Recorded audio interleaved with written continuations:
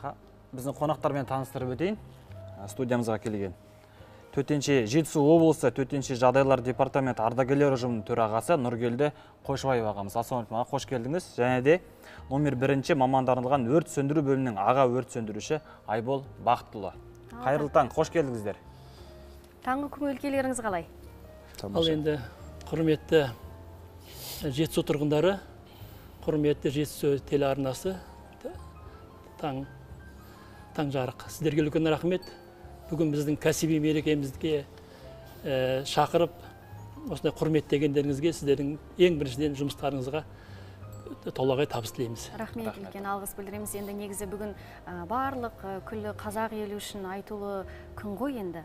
Негізі өртке қарсы қызмет күні, бүгін 17 сәуір күні атап өтіледі. Негізі дерек бойынша 1918 жылдан бері айтылады екен. Негізі осы салада қызмет етіп жүрген сіздер бүгінгі бейбіт күннің батыры дейді. Өздеріңіз арасында да бұл тек қана нағыз ер азаматтарға тән мамандық иесі ғой. Өзіңіз аға осы саланың ардагерісіз, осы салада қанша жыл қызмет еттіңіз? Айтып өтіңізші, уақытыңыздың қанша жылын арнадыңыз осы мамандыққа? Ал енді өз өмірім туралы айтып өтсем, енді 1989 жылы әскерден келгеннен кейін, отандық борышымды қорғап келгеннен кейін, екі айдан кейін өртке қарсы қызметіне жұмысқа орналастым. Қарапайым өрт сөндіруші болып орналастым. Сол салада жұмыс істеп жүріп, жаңағы өрт сөндіру техникалық училищесін, соның институтын бітіріп, ары қарай офицерлік қатарға қосылдым.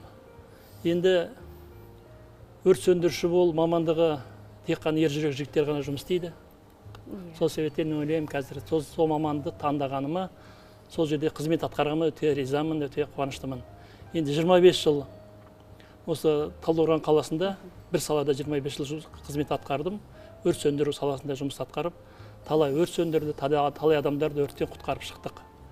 Сол себептен қазіргі істеп жүрген сол кезде де, енді Совет одағы кезінде де өрт сөндірушілер қызметкерлері 24 сағат әрдайым сақадай сай дайын тұратын. Қазіргі де таңда да біздің құтқарушылар сол сәтте халыққа дайын тұр әрқашанда сападай сай. Сол себептен енді біріншіден мына менің ардагерлерім, өртке қарсы қызметін істеген зейнеткерлерді бүгінгі кәсіби мерекелермен шын жүректен құттықтағым келеді. Енді біздің ардагерлер мейрамда емес, басқа күндерде ол кісілер жаңа құрметте. Сол себептен әрқашан біз ардагерлерімізді ұмытпаймыз, құрметтейміз. Сол адал істеген еңбектері үшін. Сол кісілерге ең біріншіден зор денсаулық тілегім келеді. Керемет, қабыл болсын барлық тілектеріңіз. Негізі аға жағын айтып отырсыз ғой, 20 жылдан астам осы салада еңбек еттіңіз. Негізі қазір осы салаға енді бет бұрып жатқан жас, болашақ мамандарға қандай өсиет айтар едіңіз? Неге дайын болу керек? Енді қазіргі жастарға біз енді жаңа ардагерлер болғаннан кейін осы жеке құрам, өрт сөндіру бөлімдерінде жаңағы ерлік сабақтары бар. Ерлік сабақтарына келіп қатысып, жастарды жаңағы отан сүйіспеншілікке, өз таңдаған кәсіби жұмысын құрметтеуге шақырамыз. Сол себептен үлкен жұмыстар атқарылады. Енді сол істеп жүрген жұмыстарын, біздің өртке қарсы қызметіне тек қана ержүрек, адал азаматтар істейді. Сол жұмыстарын қазірге қарасаңыз, қазіргі таңда өрт сөндірушілер мен құтқарушылардың істеген еңбектері халықтың игілігінен шығып жатыр. Бұл енді ұлы ағаларымыз айтқан ғой, бұл киелі бір маман деп. Сол істеп жүрген киелі мамандықты атқарып жүргеннен кейін, ол кісілер ең бірінші жаңағы адал болу керек өз жұмысына. Адал болу керек. Өз жұмысына адал болу керек, және де жаңағы істеп жүрген жұмысын кәсіби жағынан бәрінен шебер болу керек. Жұмысына барған кезде өзінің жұмысын атқарып, халықты құтқару жұмыстары, басқа да жаңа апаттар жұмыстарын атқару кезінде өз жұмыстарына шеберлі болса, халықтың тағы да ойлаймын арғала илігінен ойынан шығады деп. Қазіргі мысалы таңда біздің мысалы қазіргі Қазақстан мемлекеті бойынша 19 қазан біздің кәсіби мейрам құтқарушылар күні. Сол мейрамдарда өте біз қатысамыз, сол жаңағы біздің қазіргі таңдағы құтқарушылардың істеп атқан ерліктеріне өте ризамыз. Алып атқан медальдарынан, президенттен алып атқан сипатты грамоталарынан, орденінен алып атқанға біз соларды көріп, жаңағы сол кісілердің жұмыстарына ризашылығымызды білдіреміз. Аға, рахмет. Осы тұста сіздің артыңыздан іздеріңізді басып келе жатқан Айболға сөз берсек. Айбол, өзіңіз қанша жыл еңбек етіп келе жатсыз? Мен осы салада еңбек етіп келе жатқаныма 9 жыл болды. 2016 жылы осы сәуір айында Қапшағай қаласы номер 5 мамандандырылған өрт сөндіру бөліміне өрт сөндіруші болып жұмысқа орналастым. Сол жылдың тамыз айында Сарыөзек ауылы 9 өрт сөндіру бөлімінің өрт сөндірушісі болып сол Сарыөзек ауылына ауысып келіп, қазіргі таңда 7 ай болды. Талдықорған қаласы 1 мамандандырылған өрт сөндіру бөлімінің аға өрт сөндірушісі лауазымын атқарып келе жатырмын. Айбол мырза, негізі осы өте қауіпті, ауыр мамандықты таңдауыңызға кім әсер етті? Өзіңіздің балалық арманыңыз болды ма? Мүмкін үлкендердің септігі дейді ма? Жоқ, арман болғанда біз бала күнімізде жаңа біз мектепте оқып жүрген кезде Сарыөзек кентінде мектеп кезінде біз жаңағы субботник дейді ғой жаңа. Сол кезде біз неге баратынбыз? Өрт сөндіру бөліміне баратынбыз. Сол территорияны бізге бөліп берген. Біздің мектеп сол жерді тазалайтынбыз. Сол кезде қызығушылық болды. Мектепте жүрген кезде көретін мәшинелерін көресің, жаңағы формалар тұрады, боевка дейді жаңағы. Боп деген киімдерін бәрін көресің өрт сөндірушінің. Қызығасың, бірақ ол кезде үлкен кісілер ғой бәрі. Қазір ол кісілердің бәрі пенсияда жүр. Сол кезде киінеді, пожарға кетеді, көресің, қызық болатын сол кезде.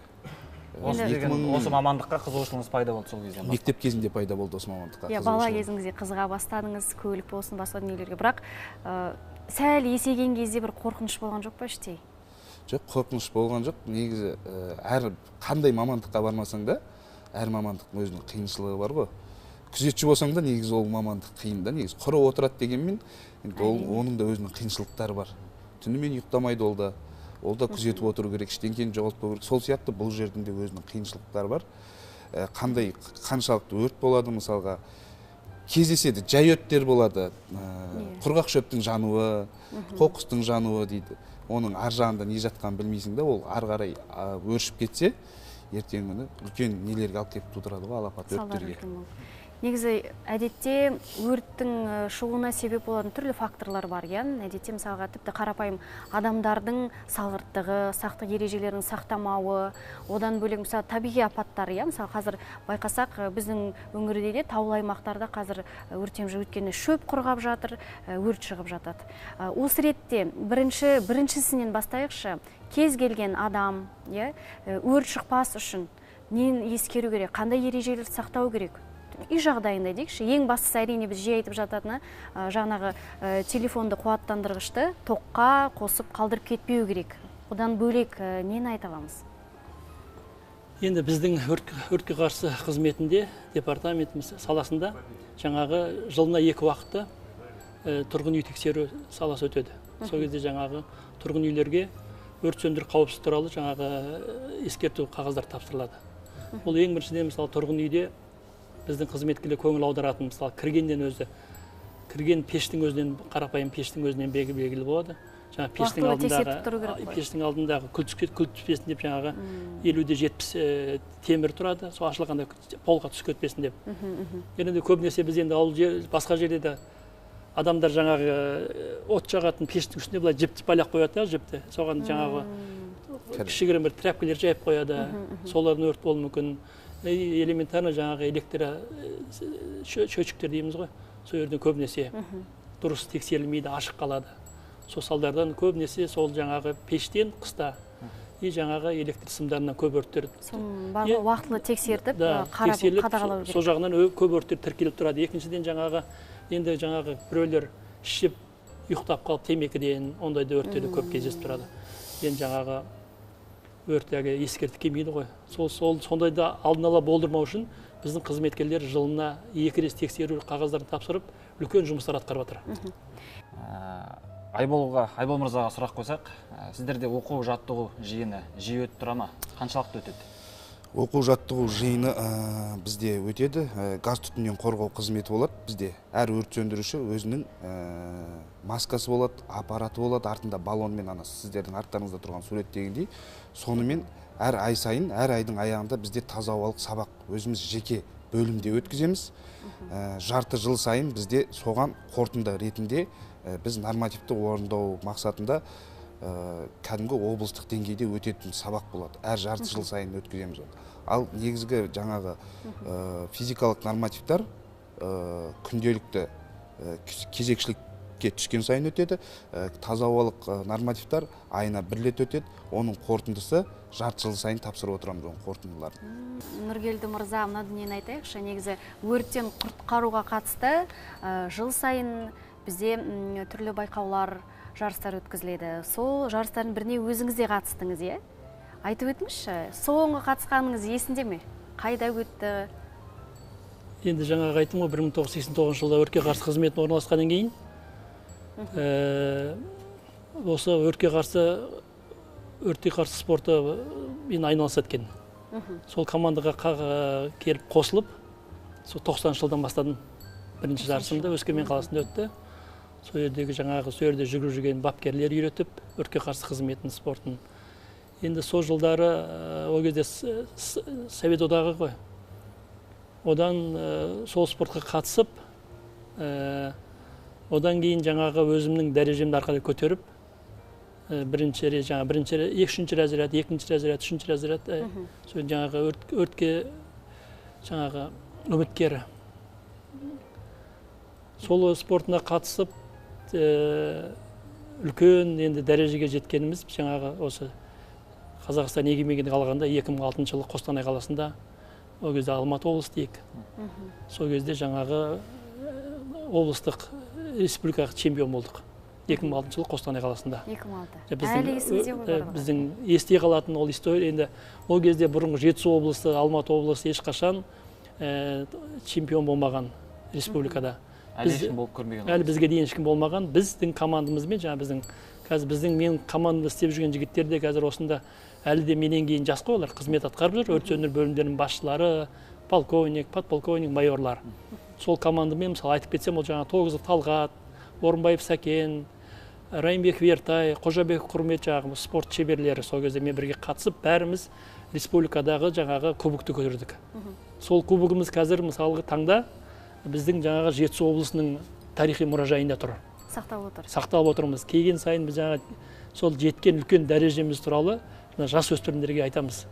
Жаңағы қазіргі таңда біздің өртке қарсы спорты бойынша енді бүкіл әлем емес, енді бір 150-дей мемлекет айналысып жатыр. Мысалы, былтыр Қытай қаласында, Харбин қаласындағы әлемдік чемпионат өтті. Қазақстанда сонда біздің қыздар командасы 3-ші орынға ие отыр әлемдік чемпионатта. Біздің бір спортсменіміз жаңа финалға түсіп чемпион болды әлем чемпионында. Енді біздің ол кезде біздің ұлттық команда қазірдің олардың үлкен дәрежеде жұмыс атқарып жатыр. Үлкен дәрежеде жаңағы атаққа жетіп отыр. Енді қазір мына Жетісу облыс тұрғындары біздің Талдықорғанда жаңа өртке қарсы спортының дайындалатын біздің стадионымыз бар. Кеп хабарласа болады, Завет техникум колледжінің территориясында 10 жастан бастап қабылдаймыз жасөспірім балаларын. Енді қазіргі таңда командаларда жасөспірім командалары бар. Ересек командалар жаңағы жұмыс атқарып жүрген командалар, қыздар командасы бар. Соны командаға дайындаудың, жаттықтыру, киім-кешек, жарысқа апару бәрі өкіметтің саласында тегін. Тегін апарып, жаңағы оларды ол кісілердің ең басты қызметі біздің Жетісу облысының атағын көтеріп, үлкен дәрежеге жеткізу. Жаңа бапкерлеріміз бәрі кәсіби бапкерлер, үйрету, дайындау бәрі тегін. Сонда арнайы спорт шеберлігі атағы беріледі, е? Арнайы спорт шеберлігі атағы беріледі. Мысалы, республикада жаңағы сіз жеңіп аласыз, мысалы, бірінші, екінші орын көрсеткен дәрежеңіз бойынша арнайы спорт шеберлігі беріледі. Ол жаңағы қазір берілгеннен кейін бір жылдың ішінде жаңағы сізге үкімет талабынан ақша төленіп тұрады. Енді расында аға, апатты ешкім алдын ала болжап айта алмайды ғой. Мысалға өздеріңіздің бір күніңіз қалай өтеді? Расында өмір мен өлімнің арасында жаңа айтып өттік қой, өте қауіпті.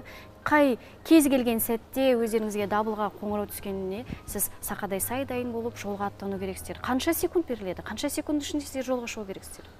Енді дабыл қоңырау біз бір минутқа жетпей шығып кетеміз, 45 секунд дейді мысалы. Қазіргі мысалы енді айттым, қазіргі таңда мысалы жеке құрам, өрт сөндірушілер 24 сағат сақадай сай дайын тұр ғой.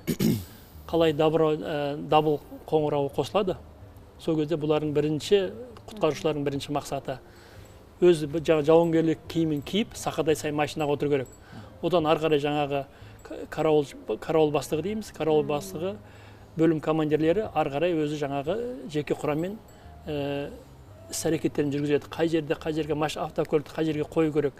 Әрбір жеке құрам қандай өзінің жұмыс атқаратын мақсатын білетін. Жаңағы бізде күнделікті сабақ өткізіледі ғой, сөйле жазылып тұрады. Әр сөндіруші келген кезде мысалы бірінші өз мамандарын бөлініп тұрады. Жаңағы бір автокөлікте 7 өрт сөндіруші шығады.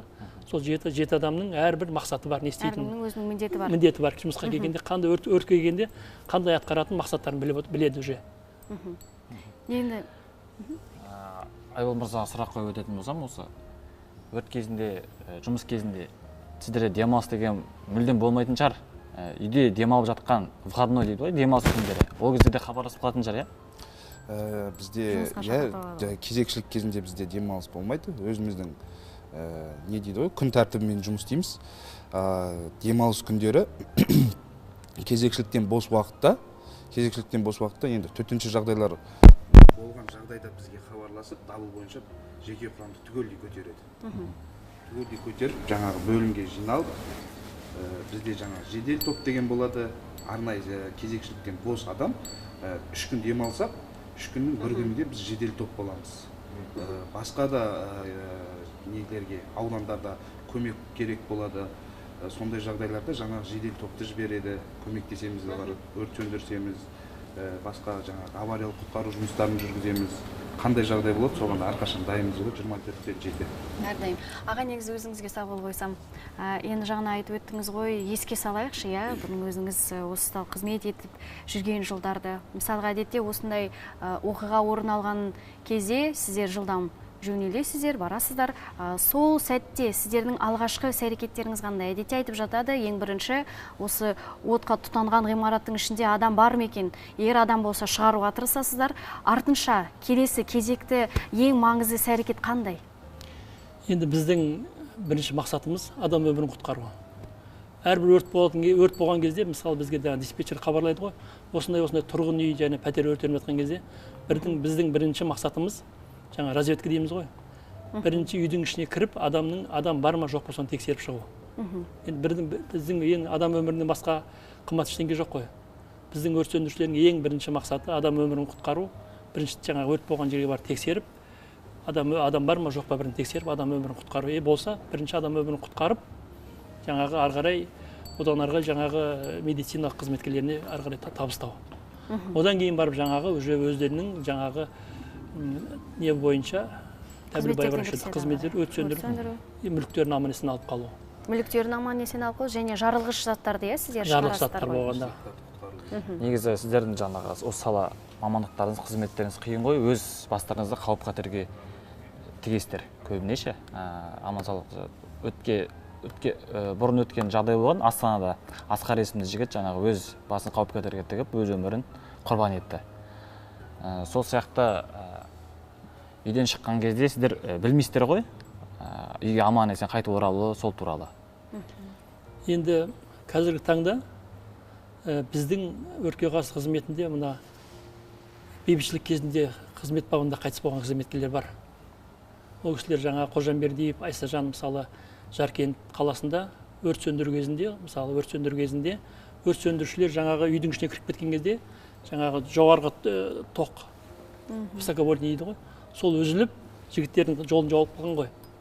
Сол жігіттер шықса уже өртпен жаңа аппаратпен шығады, ана аппарат жаңа тоққа ілініп бәрі қаза болушы еді. Соларды құтқарып қалам деп, сол тоқты жаңа жолдарынан алып тастаған кезде, мысалы сол қызмет бабында мысалы ерлікпен қаза тапты. Мысалы 45 жасында, енді ол кісілер бізде жаңағы Алматы облысы бойынша бізде 3 қызметкер қызмет бабында қайтыс болған.